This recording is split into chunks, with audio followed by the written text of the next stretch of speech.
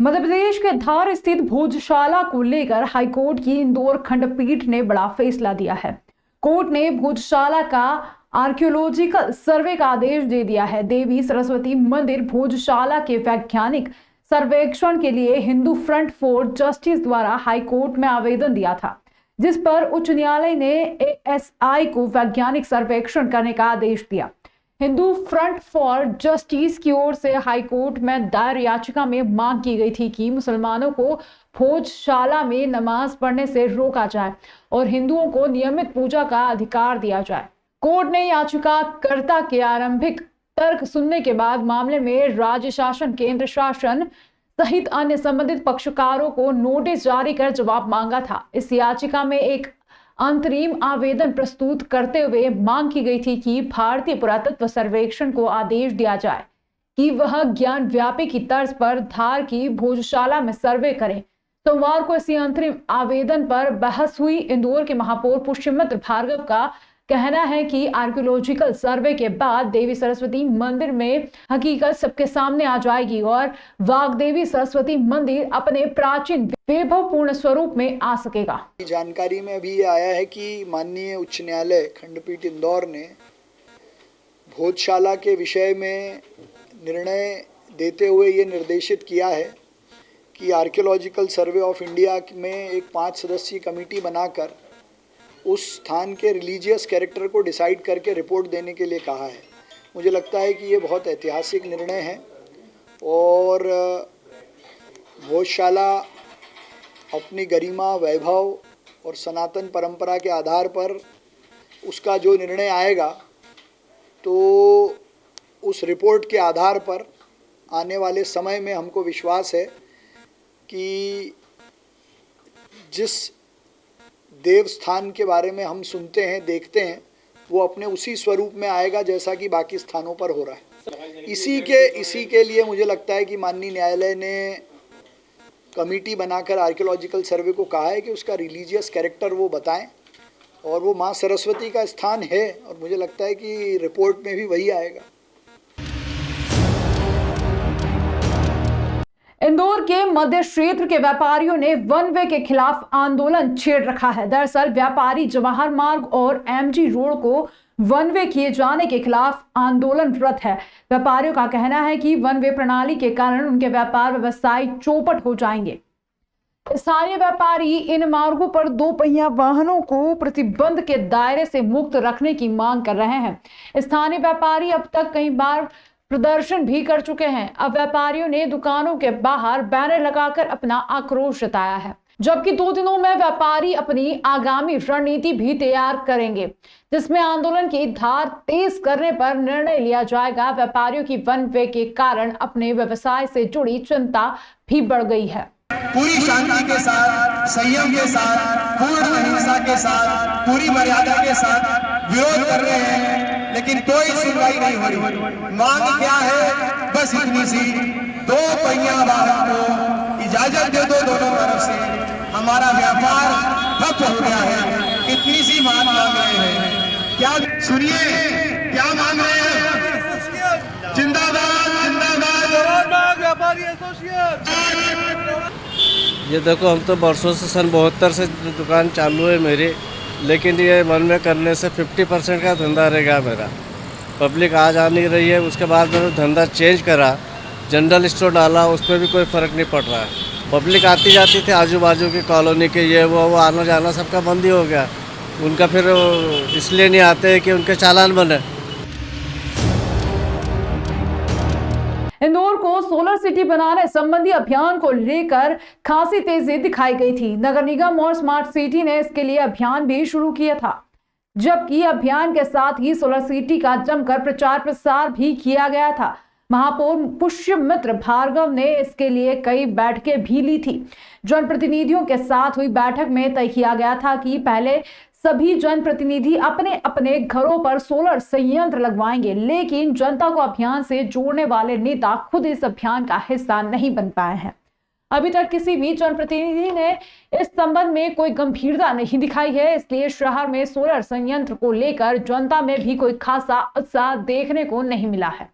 Smart city के अधिकारियों के अनुसार अधिकारियों के मुताबिक घरों में लगने वाले संयंत्रों से 75 मेगावाट बिजली तैयार होगी। इस तरह लोगों को 6 से 7 करोड़ रुपए के बिजली बिल की बचत होगी। हालांकि बचत की जानकारी के बावजूद न नेता और न ही जनता ने कोई खासा उत्साह दिखाया है।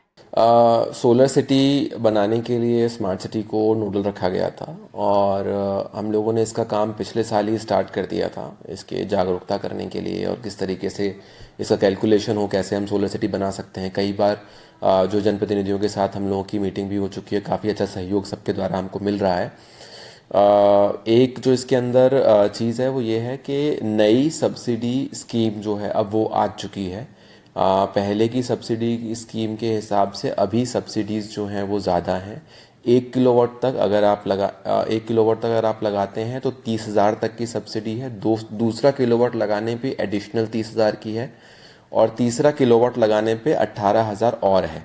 और तो अगर तीनों को आप प्लस करेंगे 30 और 18 तो 78,000 की सब्सिडी आपको, ये अपर लिमिट है, ये मिलती है। तो ये काफ़ी अच्छी सब्सिडी की अभी हाल में स्कीम आई है। एक इसका एप्लीकेशन भी सेंट्रल गवर्नमेंट के द्वारा बनाया गया है।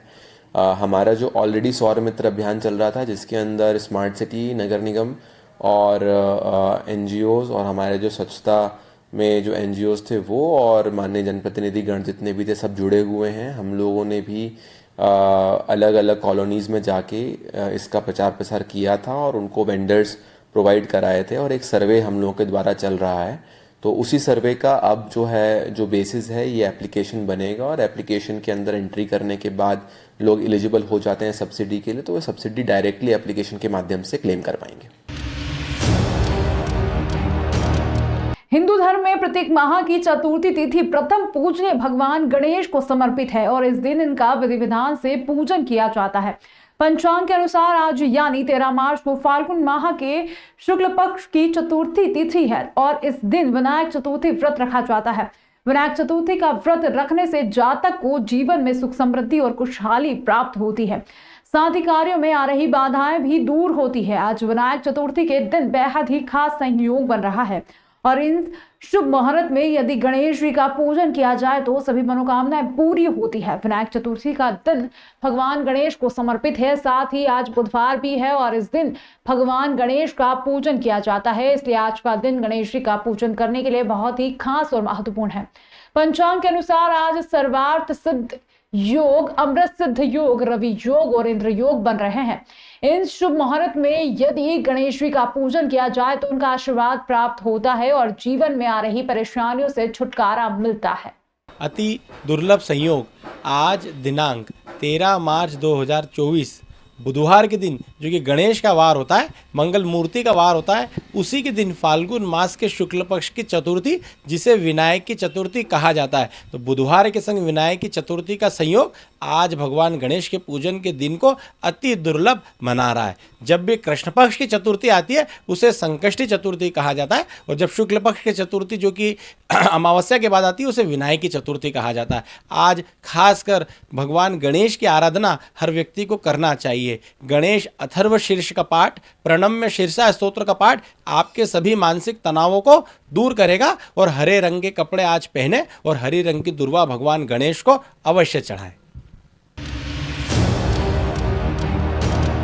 2 दशक से भी अधिक समय से धार-महू लोकसभा में कांग्रेस को जिंदा रखने के लिए अनेक आयोजन किए पूर्व धार-महू लोकसभा युवक कांग्रेस अध्यक्ष, राष्ट्रीय आदिवासी कांग्रेस प्रदेश उपाध्यक्ष राधेश्याम मुवेल क्षेत्र के होनहार जाबाज कार्यकर्ता है। विधानसभा चुनाव के पहले उनके द्वारा उनके गृह ग्राम अमलाठा में आदिवासी महाकुंभ का आयोजन किया गया था, जिसमें पूरे प्रदेश लेवल से आदिवासी समाज के अलावा विभिन्न समाज के कांग्रेस कार्यकर्ता मौजूद हुए थे। यह राधेश्याम का स्नेह था, तभी लग गया था कि राधेश्याम को टिकट मिलेगा। टिकट की खबर मिलते ही कांग्रेस कार्यकर्ताओं ने मिठाई, फल फूल बांटे। आतिशबाजी की कार्यकर्ताओं में हर्ष की लहर है। सभी कह रहे हैं कि ऐतिहासिक मतों से राधेश्याम विजय होंगे। कांग्रेस ने शिक्षित योग्य उम्मीदवार चुना है, जिसकी सभी प्रशंसा कर रहे हैं। वर्ष 2022 में थाना तिरला क्षेत्र में ग्राम खरबारी में आरोपी राधेश्याम उर्फ राधिया पिता सरदार अमलियार निवासी खरबारी द्वारा अपने साथियों के साथ मिलकर डकैती के दौरान जानलेवा हमला किया था, जिस पर थाना तिरला पर अपराध क्रमांक 149/22 धारा 395, 307, 353, 147, 148, 289, 427 भादवी का अपराध पंजीबद्ध किया गया था। आरोपी घटना दिनांक से अपने साथियों के साथ फरार था। बदमाश के द्वारा थाना तिरला मनावर की बॉर्डर दतिया घाटी पर अपने साथियों के साथ मिलकर शादी समारोह से लौट रहे 2 मोटरसाइकिल सवार व उनके परिजन के साथ फालिया अडाकर 2 मोटरसाइकिल व आभूषण लूट कर ले गए थे, जिस पर थाना मनावर पर उप क्रमांक 123/24 धारा 392 भादवी की अपराध पंजीबद्ध किया था। मनोज कुमार सिंह पुलिस अधीक्षक धार द्वारा लगातार संपत्ति संबंधी अपराधों पर नकेल कसने व संपत्ति संबंधी आरोपियों की गिरफ्तारी हेतु लगातार निर्देशित किया जा रहा था, जिसके तारतम्य में इंद्रजीत बाकलवार अतिरिक्त पुलिस महोदय जलाधार एवं अंकित सोनी अनुविभागीय अधिकारी मनावर के मार्गदर्शन में थाना प्रभारी निरीक्षक कमलेश सिंगार के कुशल नेतृत्व में चौकी प्रभारी उमरबन उप निरीक्षक विनय परमार द्वारा अपने मुखबिर तंत्रों को सक्रिय कर पुख्ता जानकारी प्राप्त की गई थी। थाना क्षेत्र में लूट एवं तिरला क्षेत्र के 10,000 रुपए इनामी बदमाश राधेश्याम उर्फ राधिया का ग्राम जामला रोड पर बाहरा बोर देशी कट्टा लेकर बेचने या घटना कारित करने के उद्देश्य से घूम रहा है, जिस पर पुलिस द्वारा जामला रोड पर घेराबंदी कर बदमाश राधेश्याम उर्फ राधिया अमलियार को गिरफ्तार कर आरोपी के कब्जे से 12 बोर देशी कट्टे व एक 12 बोर जिंदा कारतूस जब्त किया। बदमाश आदतन अपराधी होकर बदमाश के विरुद्ध थाना तिरला में डकैती, हत्या का प्रयास व बलवा, थाना नालछा में मारपीट का व थाना मनावर में चोरी, लूट व अवैध हथियार के कुल 3 अपराध पंजीबद्ध है।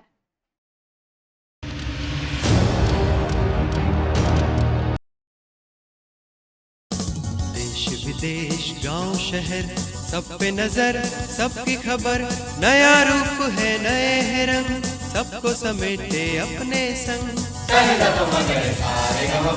आपका अपना शहर का सपना दैनिक अवंतिका, दैनिक अवंतिका, दैनिक अवंतिका। खेल, राजनीति, फिल्मी बातें, सब कुछ ही हम इसमें पाते। घर, होटल, ऑफिस या दफ्तर, क्लर्क, प्यून या हो फिर अफसर, सबका चहेता सबका प्यारा दैनिक अवंतिका, दैनिक